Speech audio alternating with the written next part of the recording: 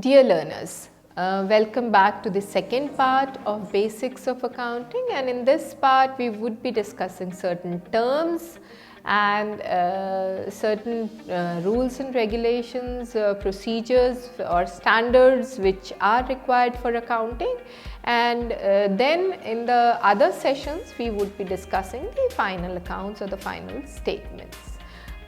These are applicable to all kinds of organizations, whether they are profit-making organizations or not-for-profit-making organizations. So that is why it is important to understand and to note that NGOs too require a particular or specific kind of an accounting procedure. So now let us discuss certain terms and conditions related to the accounting parts. Now, first of all, we need to understand what are the different types of accounts and what are these names and what are the meaning of these accounts, because these only will form the basis of the accounting system. So, in accounting there are 5 major types of account heads. They are assets, liability, revenue, expense and equity. That is the capital. So, if we talk about assets, this includes the items which provide future economic benefit to the organization, and these can be tangible in nature, intangible in nature, and there are different types of assets. They are current assets and fixed assets. When we talk about the tangible assets, that means they can be touched, like cash, like receivables, like inventories. So they can be touched, they can be felt. And if we are talking about intangible assets, basically these are kind of abstract assets like the credibility of the organization, the importance of the organization, which cannot be touched actually. The assets, they include the cash, the bank accounts, the receivables, the inventory. The fixed assets are kind of building, land, machinery, vehicles. And current assets can be like cash and the bank accounts receivables, like anything which is liquid in nature, which can be turned into money within a short period of time.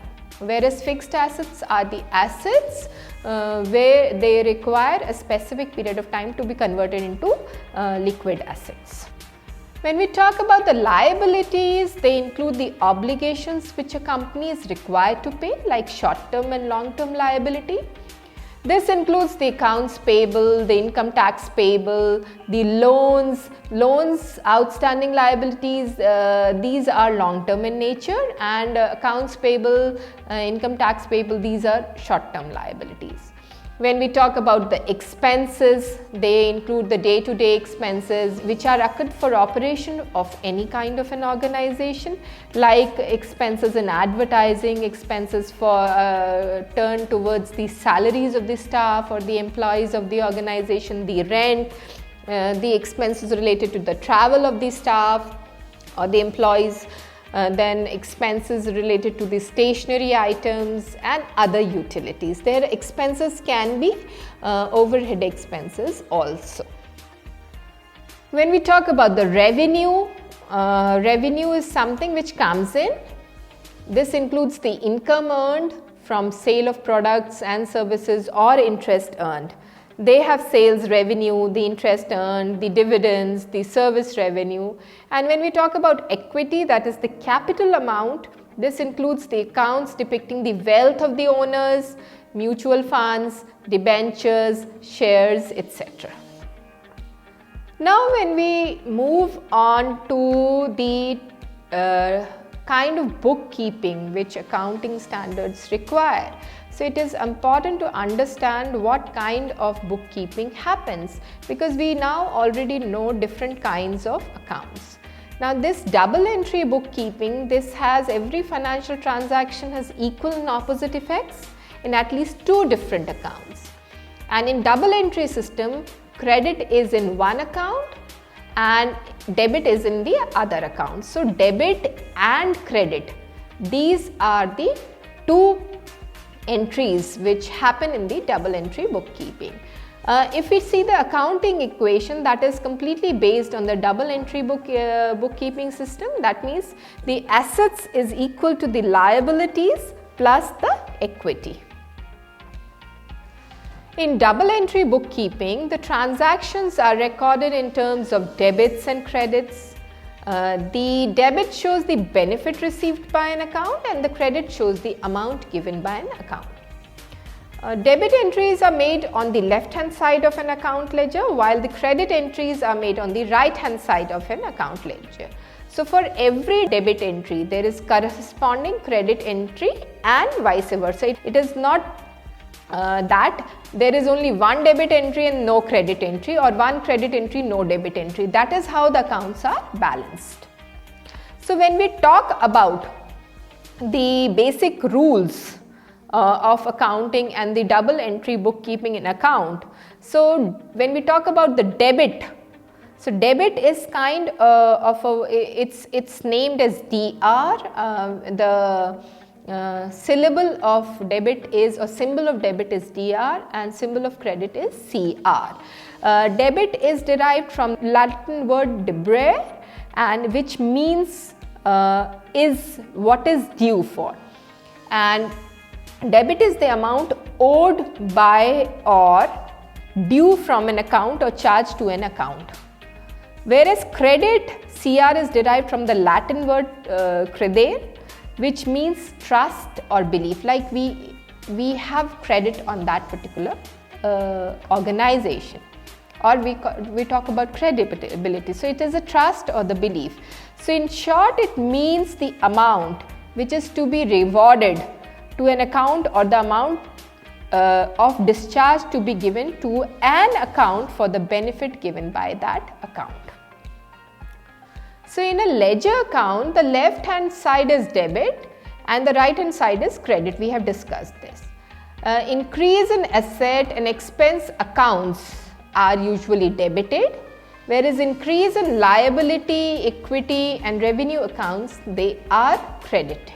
So this is how debit and credit is being considered.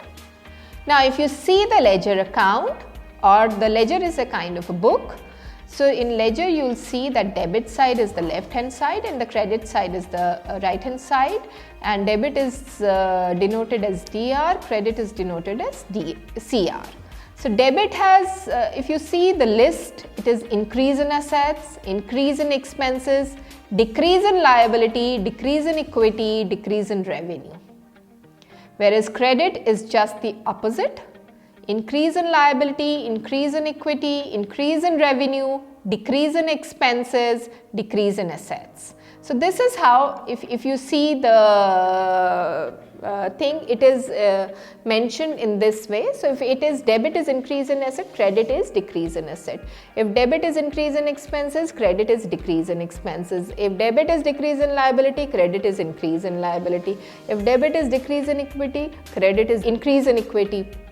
If debit is decrease in revenue, credit is increase in revenue. So this is how debit and credit is mentioned. Now these are the golden rules of accounting, which is very important, and these are the basic rules of accounting. And in a double entry bookkeeping system, all the financial transactions are classified into three categories. These are the personal accounts, the real accounts, and the third one is the nominal or fictitious accounts. So this is how they are explained. What is a personal account? These are the accounts which are related to individuals, firms or any organizations which are classified as personal accounts.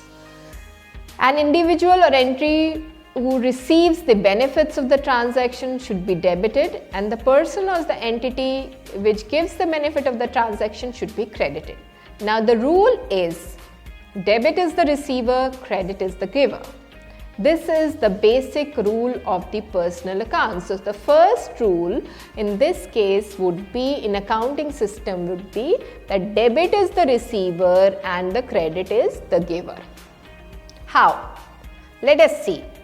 Now suppose rupees 5,000 is paid in cash to say X.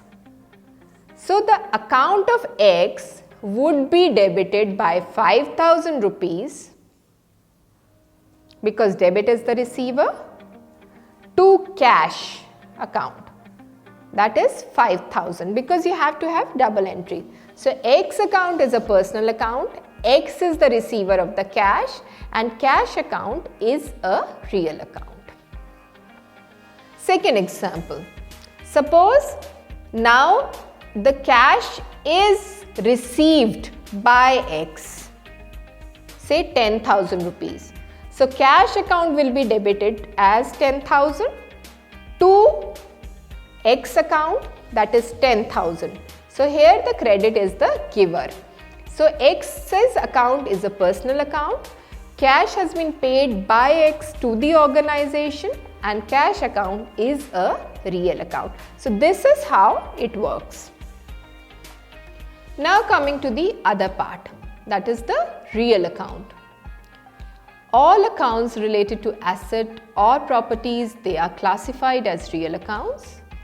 All the assets which has physical existence and can be touched are called as tangible real account, like building account, machinery account, cash account.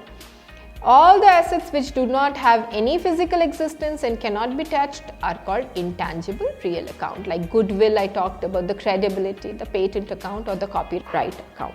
So these are the real accounts. In this case, when we talk about the rule for real accounts, it is debit what comes in and credit what goes out. In personal account, it is debit the receiver, credit the giver.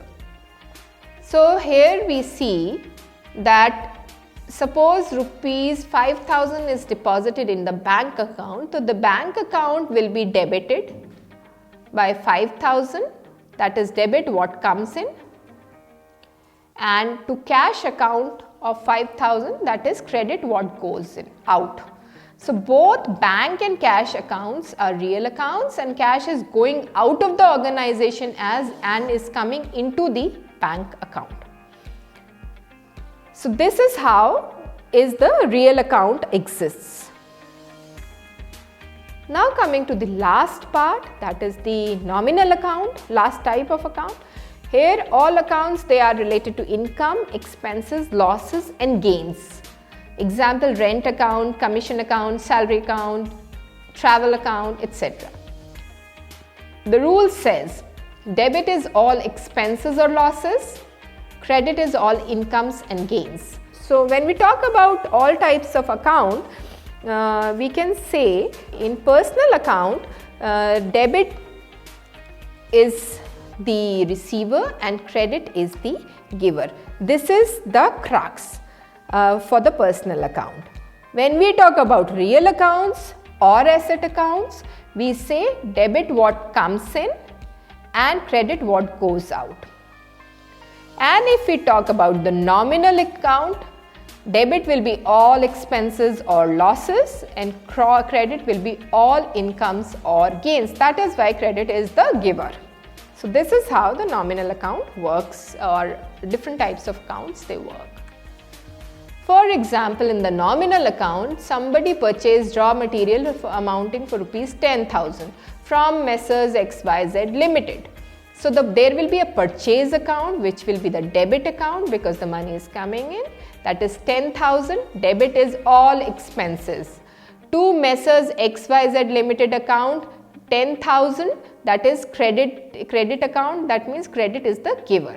So purchase of raw material by an organization are treated as expense. Purchase of account is a nominal account and goods are given by Messrs XYZ Limited. So it becomes a personal account.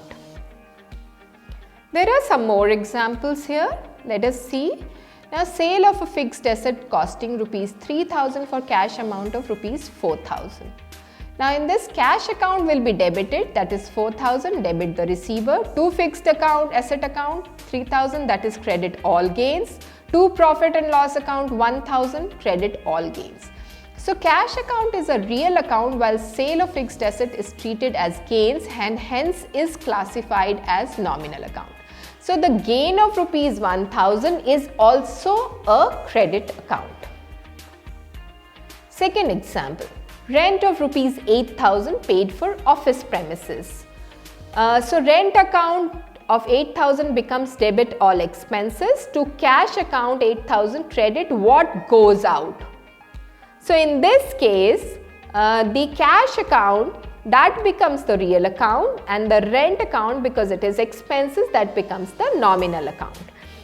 Earned rupees 2,500 as interest on saving banks account. So bank account debit what comes in, this becomes the real account. And to interest account 2,500, that is credit is all incomes and gains. So that means this becomes the nominal account. Therefore, it is necessary to classify the accounts involved in a transaction as personal, real or nominal before applying certain rules. And these entries are passed as journal entries at first and then are posted to the respective ledger accounts. Knowing these rules, it is very important that without passing journal entries, one cannot make the final accounts. So for every credit entry, there has to be a debit entry to complete the double entry system. So this is all in this part of accounting, and in the other part we would be studying the journal ledgers and then the trial balance, the balance sheet, all the financial statements. Thank you so much.